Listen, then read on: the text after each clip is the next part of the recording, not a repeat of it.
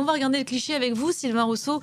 Bonjour. Bonjour J'en Elisabeth. dis pas plus. On regarde l'image tout de suite. Je crois une image de débris d'un bâtiment détruit, en tout cas partiellement détruit. Racontez-nous où nous nous trouvons et qu'est-ce que cela nous raconte surtout. Oui, parce qu'a priori, quand on regarde la photo, on pourrait y voir une image qu'on a déjà vue plusieurs centaines de fois, des images de bombardements, d'immeubles détruits, de beaucoup de gravats.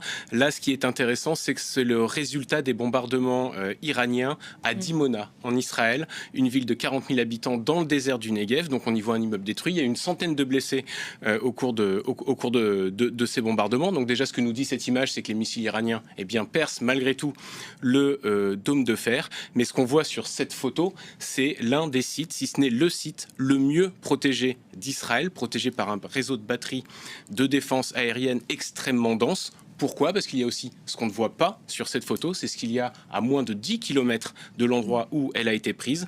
C'est le site nucléaire Shimon Peres, c'est-à-dire le site qui abrite le réacteur nucléaire qui est au cœur du programme militaire nucléaire israélien. Évidemment, vous n'en verrez pas de photos, il est interdit de s'en approcher, interdit de le photographier, il est même interdit d'en parler presque en Israël. Et plus intéressant, il est interdit d'utiliser des compteurs Gégère à proximité, des compteurs ces fameux compteurs qui mesurent le niveau de radioactivité.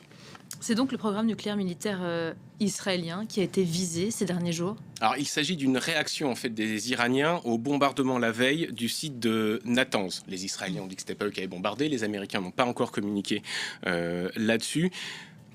Difficile en fait de savoir si l'Iran a voulu bombarder le réacteur et les missiles sont tombés à côté, ou si elle a voulu envoyer un message. Après, c'est vrai qu'on a priori, les bombardements iraniens sont suffisamment précis. S'ils avaient réellement voulu bombarder le réacteur, on peut penser qu'ils l'auraient touché. On peut donc estimer que l'Iran a voulu vraiment envoyer un message. Il faut bien se rendre compte que le nucléaire militaire israélien, c'est globalement le secret le moins bien gardé d'Israël. C'est un programme secret qui normalement n'existe pas, puisqu'Israël n'a jamais reconnu officiellement avoir développé la bombe atomique. Or, tout le monde sait qu'Israël a la bombe atomique, et ce depuis les années 60. Le programme nucléaire israélien, il est lancé pratiquement dès la création de l'État d'Israël en 1949 par Ben Gourion. À l'époque, les États-Unis refusent d'aider Israël dans cette voie. Ils ne veulent pas que la bombe atomique prolifère, et donc Israël se tourne vers un autre allié, la France, cocorico.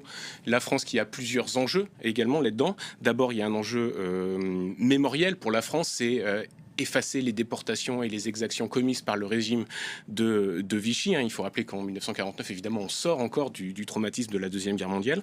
Il y a également un aspect stratégique derrière cette volonté d'aider Israël, puisque la France et Israël, à l'époque, ont un ennemi commun, l'Égypte de